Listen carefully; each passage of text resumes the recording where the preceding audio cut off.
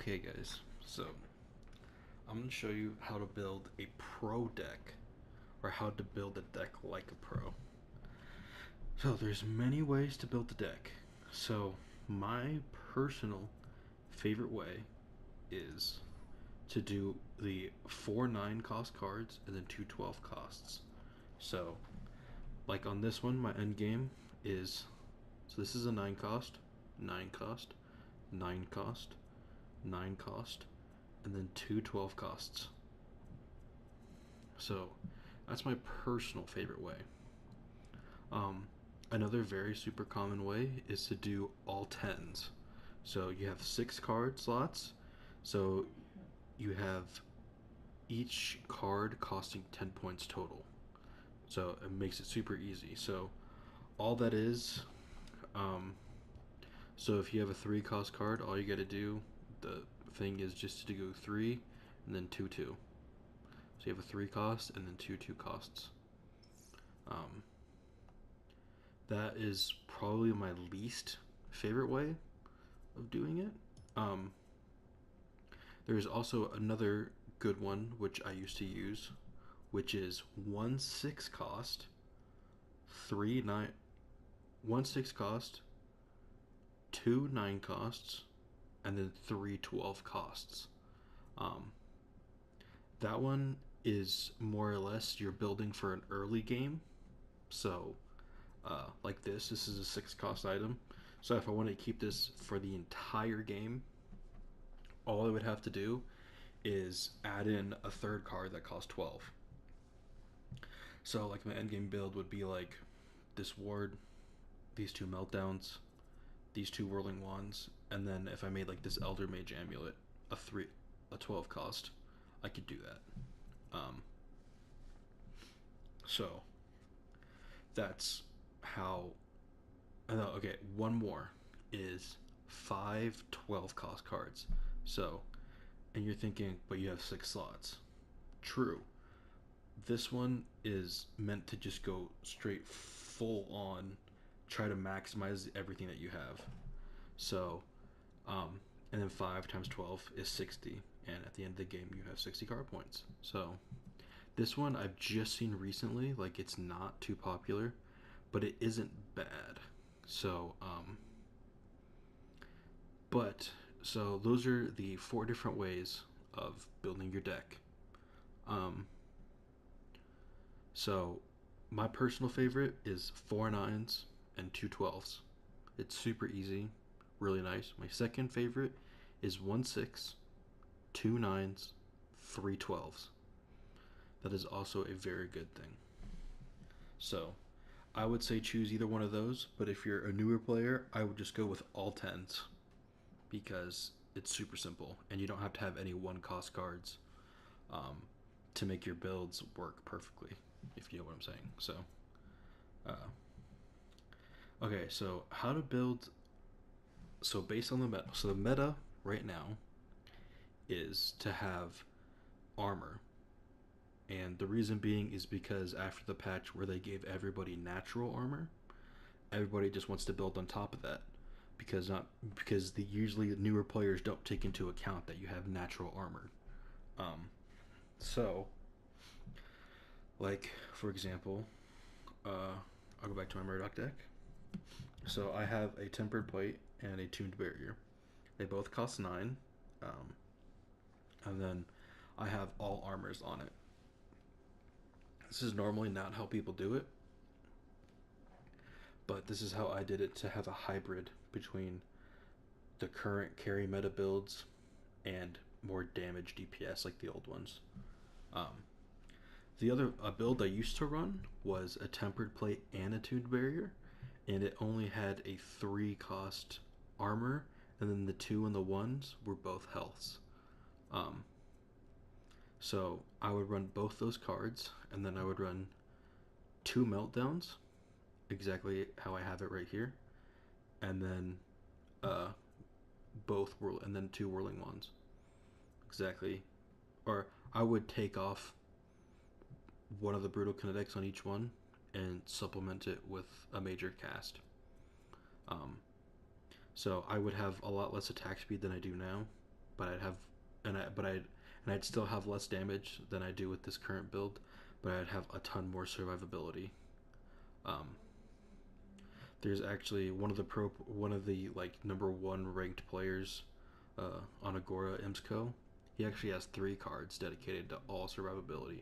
So he has a tempered plate and a tuned barrier, and I think he goes greater barrier health and then a minor barrier and then mirrored on the tempered plate, and then he uses the siphon shard, and he runs 3 cost heals, greater heals.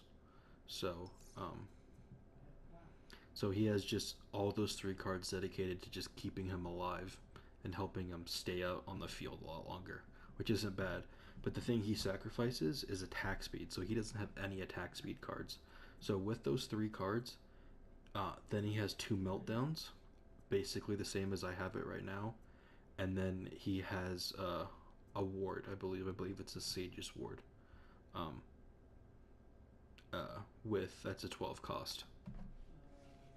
So that is how he built his. So he relies basically just purely off his aim, which is okay, I guess, if you know what you're doing and you don't think you need the attack speed. Uh, but I feel to take a more DPS type approach to it while sacrificing some survivability. So with the meta carries, you want to have at least 1 armor card, have some health, and then I say stack the rest for damage and attack speed. Okay, so for fighters, so like Grux, Feng Mao, Rampage, just anyone that's a melee, either a tank or a fighter, they're the same thing basically. You want to build late or early game. You want to build all DPS as possible because you're so strong in the early game, and then late game you want to take off those damage cards and swap them for survivability cards, so armor and health. Uh, so like right here, I have so early game I run 2 flash fires. One's cheap, one's a 6 cost.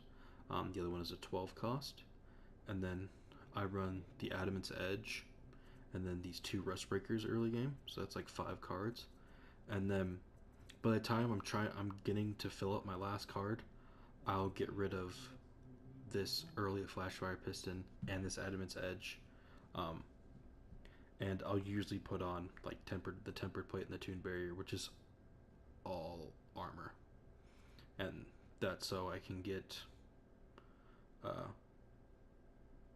So like my endgame build would be these 2 Rust Breakers, this tempered plate, this tuned barrier, this flash fire, and this amulet of the veteran. I decided to go more damage on this. You could go more health, probably should go more health, but I don't really play fighters, so I haven't really used this. But that's just how a lot of my friends have built their decks. So, and because this, you're gonna have naturally like 240 armor, which is like 52% reduction to people's damage. And if you play a carry, like normally carries never run more than like 112, because I don't, and I'm a carry main. So this really helps you out. And then you want to put in some damage, but you don't have to. The other way to do it is if you want to run super tank.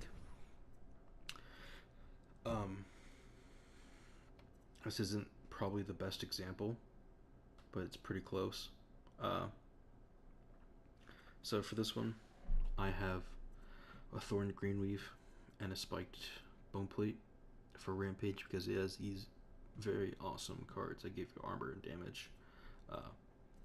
So I run with two 3 cost armor cards, and then a Major Strike. You can run literally all armor. Is probably a better idea if you're going up against a really good team.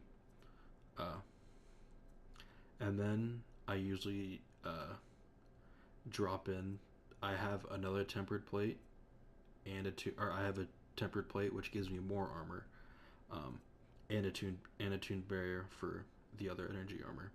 So, and I only have one armor card on this, or I only have one armor upgrade on these. So it's just really nice to you get a little bit more armor, and you also gain 500 health per card. So this is 1,000 extra health just from these two cards. Um, and then towards the end game, I also run Butt of the Changeling, and this I just got this card for Rampage, and I'm always going to use it because of like its passive, which when you get poisoned increases all your health regen and lifesteal, and this is great in his ult because poison your uh, reduces all your healing by 80% or something like that. So that's why I'm always gonna run this on him. And then if I feel like I need to, I'll run Pen, but more than likely I'll just run attack speed, and this gives me more health. So that's how you want to run them. You want to build a deck that increases what they're good at. So for Rampage, it's staying alive because of his ult. He gets all that health regen, um, and he has more natural armor because he's in the fighter category. So I build him with more armor. I add a little bit of damage, um, but he is uh, he is supposed to be played mainly as a tank. So I stack health and armor, and I have some damage in there, which can help out for killing carries who normally now don't run armor. Just today, I've only seen like one other carry that has ran armor. Um, and then there's people who you can build unique decks for. That's how to build like, just overall decks for a class. So, like for Greystone, I play off his ult because his ult is the more health you have, the more health you get back because it's a percentage when he falls down from the sky. So, max, he gets 70% of his original max health. So, what I do on Greystone is early game, I have um, a Flash Fire, uh, and so I have two Flash Fires early game and two Rust Breakers early game. And this is so I can just go pure damage and try and get early kills when the carries aren't as strong. Um, but when they start becoming strong, I start building health. So I have 3 cards that are just all health. And with this, I get him up to about 5,000 health base. So when he comes back, he gets like 3,500 health. So I don't have any armor on him, but he has naturally more uh, physical armor because of his stoic ability. So I just go straight pure on health, and then when he comes back, so he basically, in theory, has 8,500 health. So I kind of play off one of his abilities, and I really like this deck. This deck is really good. One game I went 17-0 with it because I just had so much health, and I would come back and I would still have a ton of health. Um, and I was able to deal damage to carries. So my end game build with him is this one Flashfire Piston and these 2 Rust Breakers. Um, that's my end game build. If I really want to, if I feel like I don't really need the pen, I'll swap out this Rust Breaker for this other Flashfire Piston so I can get some more attack speed. Um, but normally it's this Quartz Blade, these 2 Quartz Blades, Amulet of the Veteran, this Rust Breaker for sure, this Flashfire for sure, and then normally I'll just run another Rust Breaker just so I can kill other fighters easier.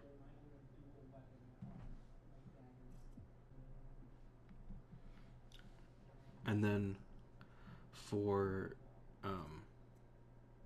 casters, so there's 2 different types of casters. There's damage dealing casters, And then there's support casters. So a damage dealer. This is probably everybody's favorite. Gideon. Gideon is the super easy burst damage caster.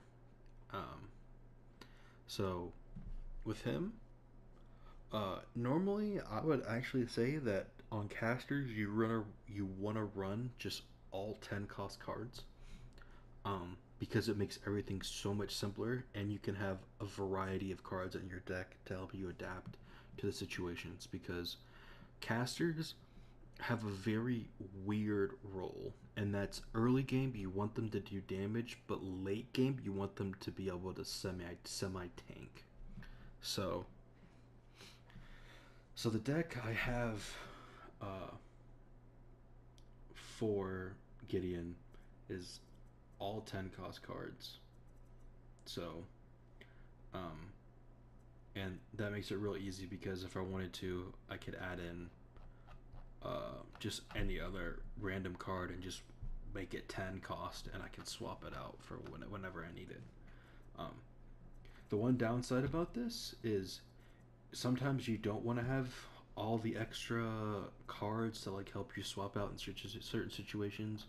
You want to just stack the rest into these one cost items, because you're gonna with all 10 cost cards, you're gonna be left with a lot of leftover points, and you want to have one pro tip is to have use all your points when possible. Um, so that's why I have just an absolute shit ton of these random one cost things, just so I can use. That way, I don't have wasted leftover points from a deck. So, or when I go back to level up something.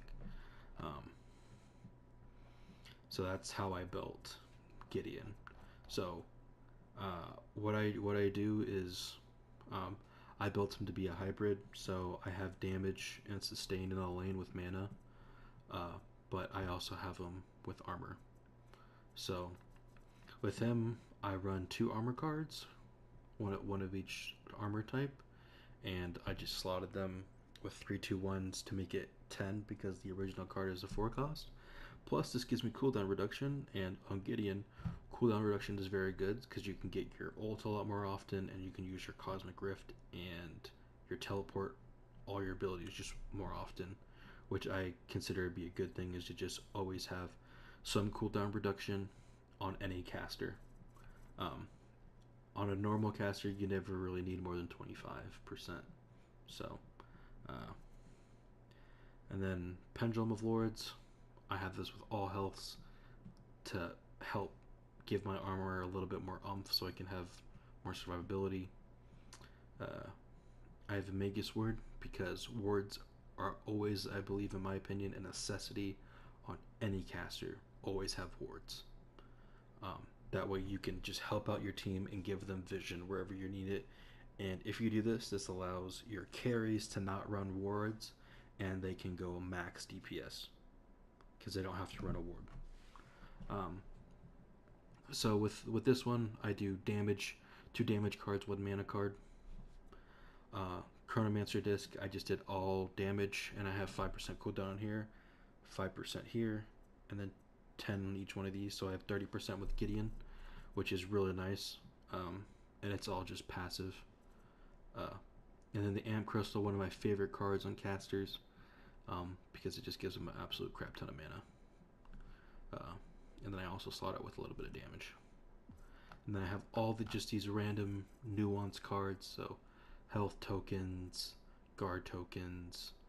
This gives me mana, regen, and if I receive energy damage, I get mana back. This gives me cooldown reduction and health regen, just some damage tokens, and then a barrier token. So,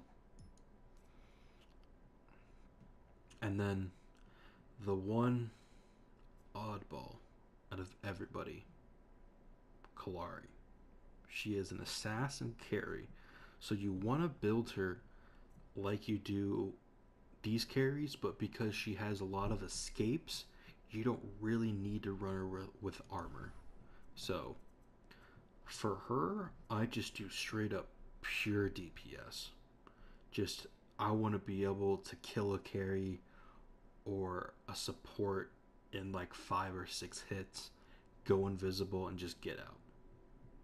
So, um, but in case I have cards that are just like all health, in case I think I need it to help me kill people quicker, on her I always run wards because you run a ward to get rid of their shadow wards so they can't see you when you're invisible. Um, and then on her, she is the only character I will ever run crit on. Um, because it's stupid. If you come out of her invisibility and you crit somebody, you're going to be critting them for kind of close to 1,000 damage. Uh, it's really, really insane. So, and you gotta run a lot of Pierce on her. I think I run 96, but I used to run 112 and it worked perfectly. So, and the reason being is because the fighters normally run a lot of armor now, and if you can get through over like 70% of it, you're gonna be golden. Uh,